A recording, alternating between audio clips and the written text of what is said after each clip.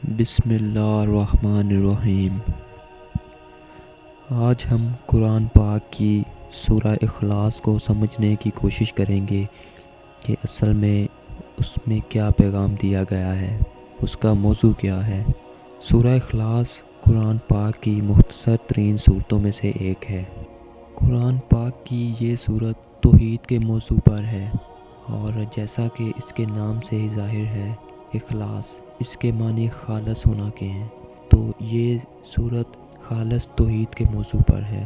حضور صلی اللہ علیہ وآلہ وسلم نے فرمایا کہ یہ صورت 1/2 قرآن کے برابر ہے۔ قُلْ هُوَ اللَّهُ أَحَدٌ، کہہ دیجئے کہ وہ اللہ ایک ہے۔ اس آیت میں اللہ تعالیٰ کے احد ہونے کو بیان کیا جا رہا ہے، یعنی کہ اللہ تعالیٰ ایک ہے، اپنی ذات میں بھی اور اپنی صفات میں بھی، اس کا کوئی شریک نہیں، وہ اکیلا رب ہے تمام جہانوں کا۔ اللہ الصمد، وہ بے نیاز ہے۔ اس آیت کا مطلب یہ ہے کہ اللہ سب سے بے نیاز ہے، اس کے حکم کے بغیر کوئی بھی کام نہیں ہو سکتا۔ تمام انسان اور تمام مخلوقات اسی کے غلام ہیں، اور ہر شے اسی کے حکم کی پابند ہے۔ وہی ہر پکارنے والے کی پکار کو سنتا ہے اور اس کا جواب دیتا ہے، اور ہر چیز کا فیصلہ کرتا ہے۔ ہر چیز کا فیصلہ اسی کے حکم سے ہوتا ہے، اور اس فیصلے میں اس کا کوئی شریک نہیں ہوتا۔ تمام مخلوقات کی زندگی اور تمام مخلوقات کا وجود اسی کی بدولت ہے، اسے کسی سہارے کی کوئی ضرورت نہیں۔ لم یلد ولم یولد، نہ اس نے کسی کو جنا اور نہ وہ کسی سے جنا گیا۔ اس آیت سے مراد یہ ہے کہ نہ اس کی کوئی اولاد ہے اور نہ وہ کسی کی اولاد ہے۔ یہ جو نقطہ ہے، یہ قرآن پاک کی سورہ جن میں بھی بیان فرمایا گیا ہے، یعنی اس نے اپنے لیے نہ کوئی بیوی اختیار کی اور نہ کوئی اولاد۔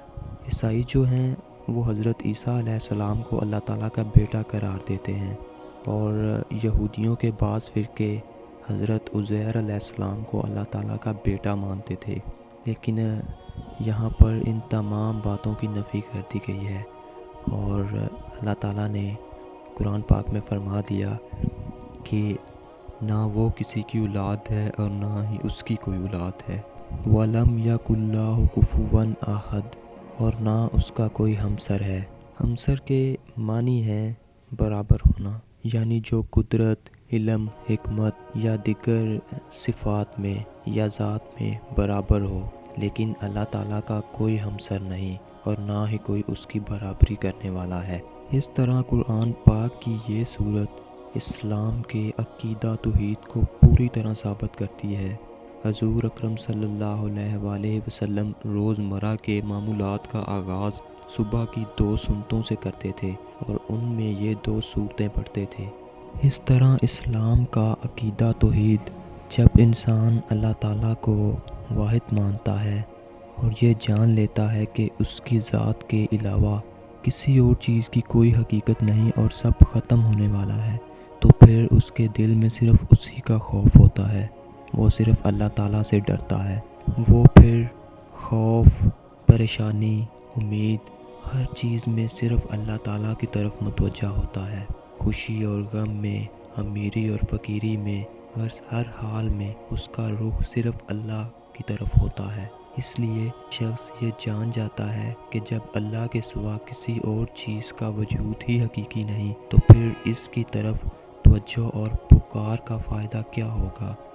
تو پھر ہر طرح کے معاملات میں ایک مرد مومن کسی بھی طرح کی ہدایت اور رہنمائی اللہ تعالیٰ سے لیتا ہے، جو حقیقت میں بھی ایک ہے اور اس کے دل میں بھی صرف ایک ہوتا ہے۔